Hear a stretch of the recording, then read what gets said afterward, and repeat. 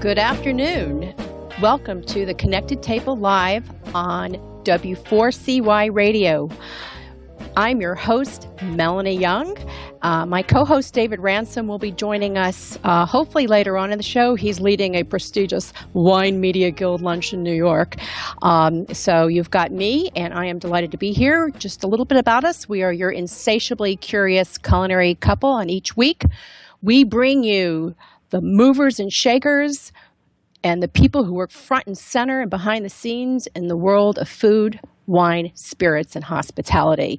You can follow us on Facebook. Please like us at The Connected Table. Follow us at Connected Table, in Twitter at Connected Table. And our website is www.theconnectedtable.com. And we love connecting and hearing from you. So please write in, like us, and send your comments.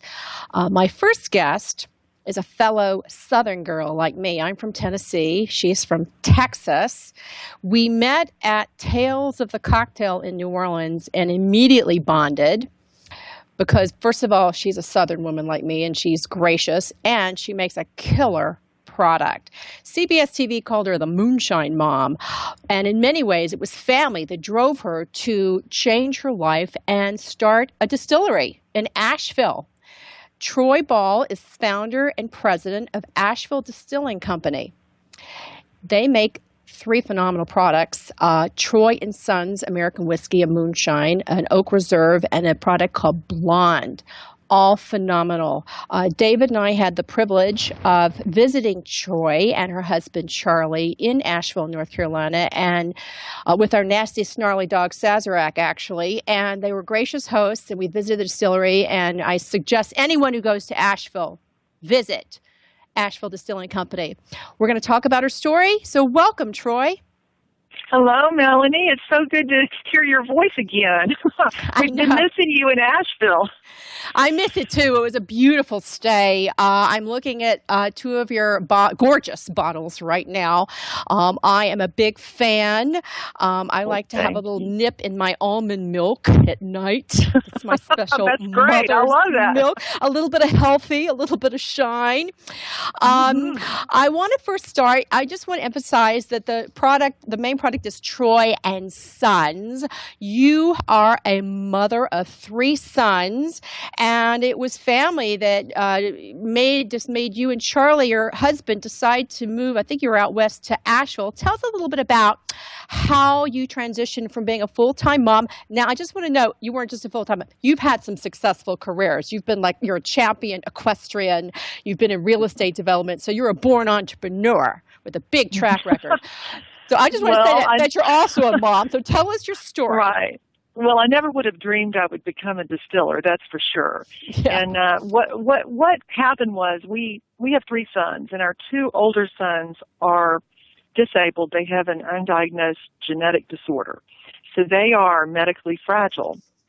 And as we lived in Texas for the first 16 or 17 years of their lives, we lived in the doctor's offices because we couldn't keep them healthy in Austin. Austin's got real issues with allergens on top of flu season. So finally in 2003, when my oldest son stopped breathing in an ambulance, I just said to my husband, we have got to try to live someplace else because I'll never forgive myself if we don't and if we lose a child in the meantime. So he and I packed up, moved to Asheville, North Carolina with the boys, and it turned out to be the best thing we ever did for them, for their health. They're now 28, 26, and 21, and that's kind of a miracle in and of itself. I was told they would not live past the age of 10. Wow.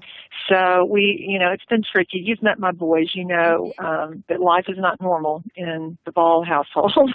No, and you are amazing parents, I got to say. It's pretty amazing. Well, it's kind of ironic that our last name is Ball, and I end up getting into the moonshine business initially, where moonshine is classically put into Ball mason jars. Mm-hmm. You know what happened? We bought land up in the mountains and got to know the neighbors, and once they decided we were okay, they started bringing us gifts of moonshine. And to be honest with you, most of the time it was burning hot, and I really didn't want to have anything to do with it. And I finally divulged this to one of the old men. I said, I just don't like this. He goes, Troy, the good stuff is kept at home. And I'm like, you mean there is such a thing as good stuff? And he said, yes, there is. It's the keeper whiskey that's kept at home, and they don't send it down the road. That's what they drink for themselves. So I told him at that time, if you ever have some of that, I would love to taste it. And in 2008, he brought me a jar of the keeper kind of moonshine. And that, when I tasted it, it really did change my impression of the quality of whiskey that could be made in the mountains. It's by smooth. moonshiners. Smooth. Yeah, it was very smooth. It was very smooth. And that's, I don't know, I was kind of a born entrepreneur, as you said, and I had been, at that point in my life, my boys were healthy for the first time in their lives. And I was sort of looking for a business that I could develop. And when I tasted this smooth moonshine, I thought, why aren't we making an American spirit that is perfect for cocktails instead of using Russian vodka and Mexican tequila? Mm-hmm. It was just like the light went on. And I went down and tested the few products that were on the market. This is 2008. They were terrible, rot gut, terrible products, or they were just neutral grain spirits, which are, might as well be vodka. And so I just said, I've got to reach out to these old men and see if they'll teach me. That was a long, hard process because they don't trust people, especially they don't trust, they don't really want you to know who really makes the product. I kept bugging this particular man, Forrest Jarrett, and eventually he introduces me to a guy who's willing to show me how he makes his whiskey. So I took my sister, we went out to his barn in the backwoods here and cooked our first batch of mash and distilled it. And from there, I kind of had to go find the guys who cared a lot about how they made their spirits in order to find the right people, the people who made that really smooth whiskey, because if it's not distilled well and if it's not fermented well, it will not make good whiskey. And in the end, I traveled to multiple states and finally found what I thought was the best example and set of instructions. And I came home and told my husband I needed to build a still. And he's like, he thinks I have lost my rocker. I've fallen off completely. I don't know what happened, but he just thought I was insane. And I said, no, really, Charlie, if I can make whiskey as good as that whiskey is, I want to do this. I want to build a distillery and do this. So that turned into a big battle of me, chasing him around the house with a pressure cooker that I wanted him to modify to a still. Oh, I'd like to see that. I have it. I have it still. But anyway, and then I actually had to go to try to find some white corn. I particularly wanted white corn because the best whiskey I tasted was made with white corn. And later I found out the reason that was really an important decision is classically in the old days, white corn was eaten by people. That was their grits corn, their cornbread corn, and yellow corn was fed to animals. Yeah, it was, pigs. Right. So they were growing white corn in the mountains here, and that's what they would have used to make the whiskey. And I got introduced to this farmer, John McIntyre. It turns out he had an old variety of corn that had been growing on his family farm east of town here for 7 generations. They have, kept their seed corn year after year. And I said, does anybody else have this? He says, no, in the old days there were some other families in this valley that planted this corn, but nobody grows it anymore. And I'm like going, you mean you've got a lost corn, like a non-GMO lost corn that you're the only guy that has it? And he said, yes. And I said, how about if we make some whiskey together? And he's like, lady, I don't know about you, but I don't want to get arrested. I said, well, I don't either, but if I could create a DSP, a distilled spirits permit, and use your address out here on the farm, we could do a test. We could do test distilling here, and then eventually I could move into Asheville where I want to be located. Mm-hmm. And he said, well, if you do that, I'm game. So that's basically what happened. We got the DSP permit and spent a year on his farm doing test distillations. We built 3 stills there on the farm, each one bigger. We tested white corns against yellow corns, malted corn against, unmalted corn, different milling techniques, whole corn versus, coarse grain corn, all these things, And I just kept detailed records of every distillation with my MacBook computer in an 18 by 21 square foot barn. And and it was freezing cold in the winter. It was burning hot in the summer. Mm-hmm. It was so funny because in the middle of the winter, we couldn't keep the mash working. We had these 55-gallon barrels, and it's just too cold here. You'd be 20 degrees outside. And I finally called it's cold in the winter there. Well, I got to tell you, first of all, it's cold. I mean, you had problems with the past winter with the distillery, right? Yes. And mash has to work at 85 degrees. Right. You're not getting any fermentation happening if the mash gets too cool, right? So I called this kind of outlaw guy from Arkansas whose name is Colonel Wilson. I had ordered a still from him. He was helpful as could be, a copper still he made. And I said, Colonel Wilson, I got a big problem. I mean, I'm in this little barn here. It's primitive. We have a dirt floor, and I cannot keep the mash hot enough to keep it working. It just stops working. And he goes, oh, Troy, it's so simple. All you have to do is go down to the pet store and buy some aquarium heaters and drop them in those mash tanks.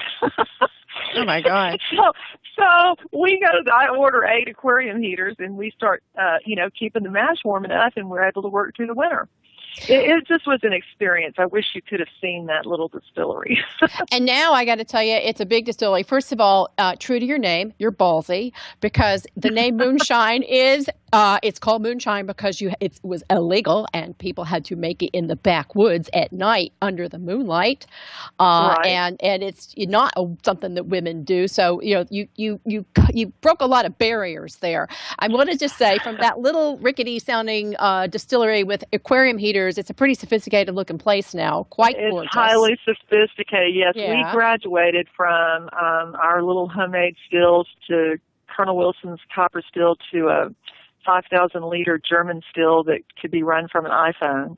It is stunning. And today we have a about a 1,300-gallon still. So tell us about what you're making.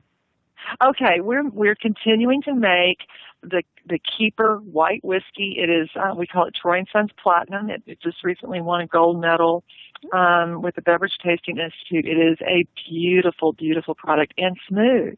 Okay. And I'm so proud of it too because this will sound strange, but I'm very proud because we got onto the permanent drink list at Disney with Troy & Sons Platinum when the company was a year and a half old.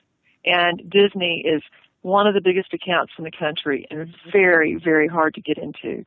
But the cocktail that they made was a moonshine margarita that they served at Wilderness Lodge, and it became their number one selling cocktail, and it still is 2 years later.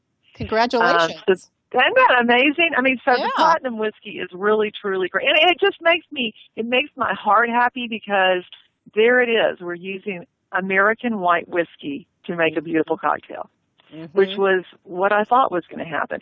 So we also take the white whiskey and we age it in used bourbon barrels for 2 years, and we call that product Troy & Sons Oak Reserve.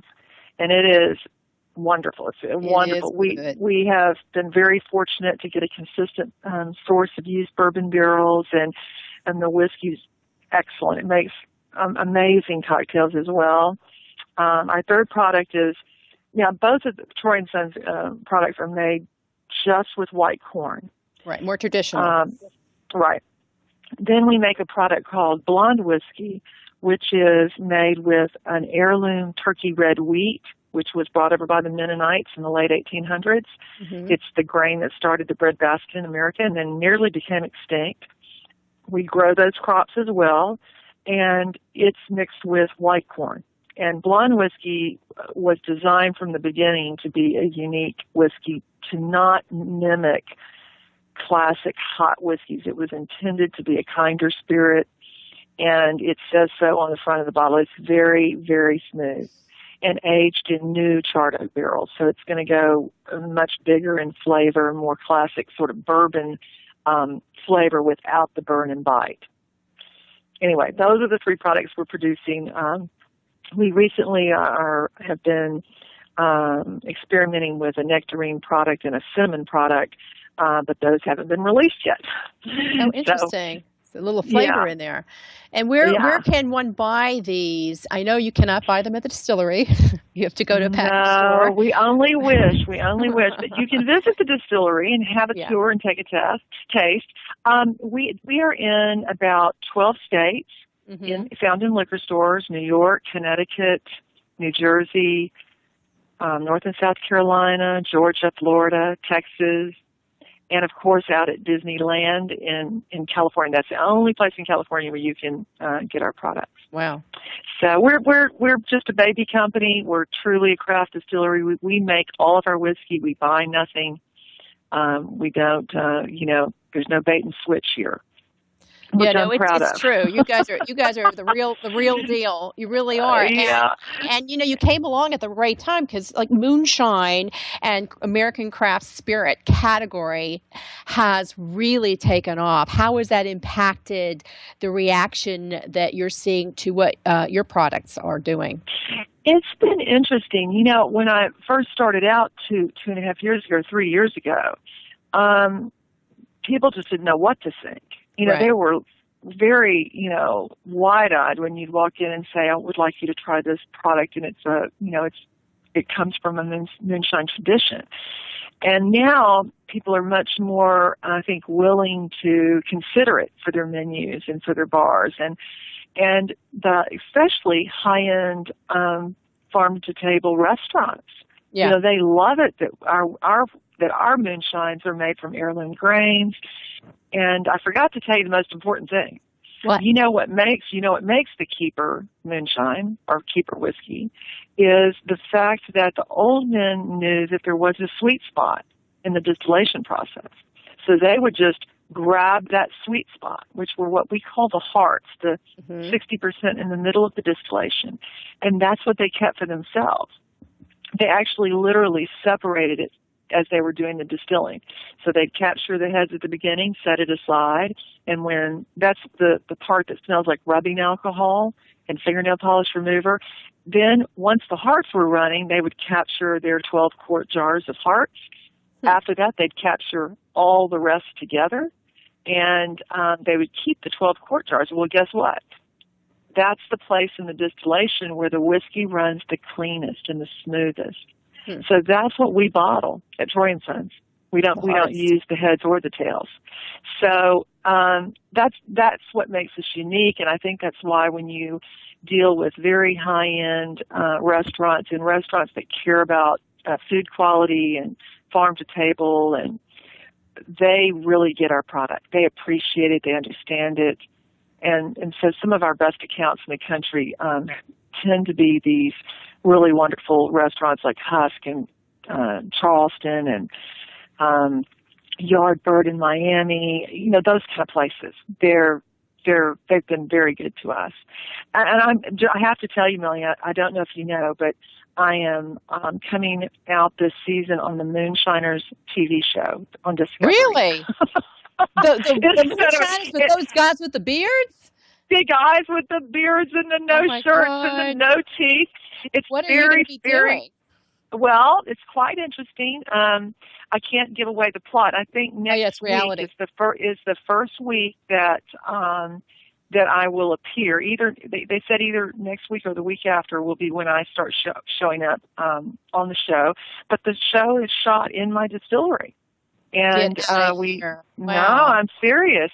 So it's kind of interesting because my roots came from learning from the real old men, and now I'm on a show with some of these guys, and we're very juxtaposed in our presentation and who we are. I'm the only woman.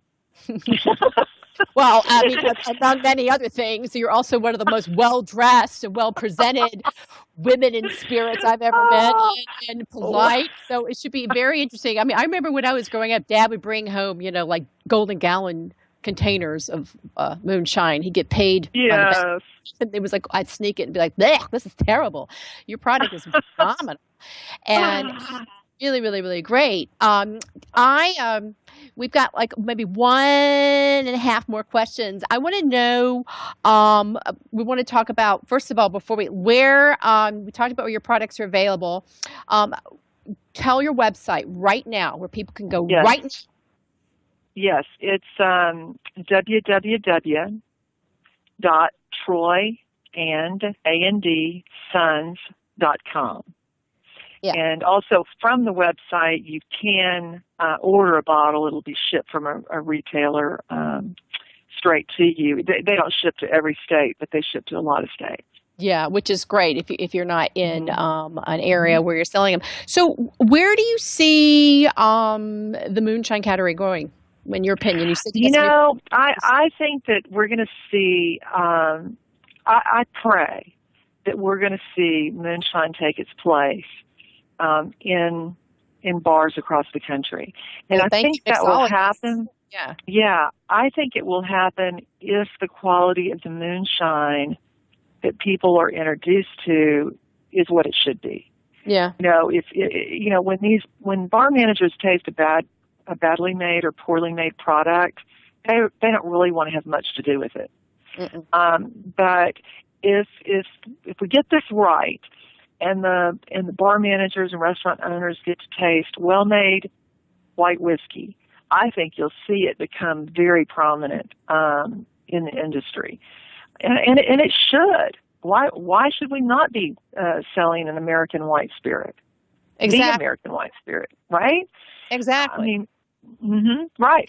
So I'm optimistic about that, and I frankly think the whole American craft whiskey scene and craft spirit scene will eventually take its rightful place, as we've seen craft beers do. Craft beers have finally gotten to the point where they've made an impact on the big guys.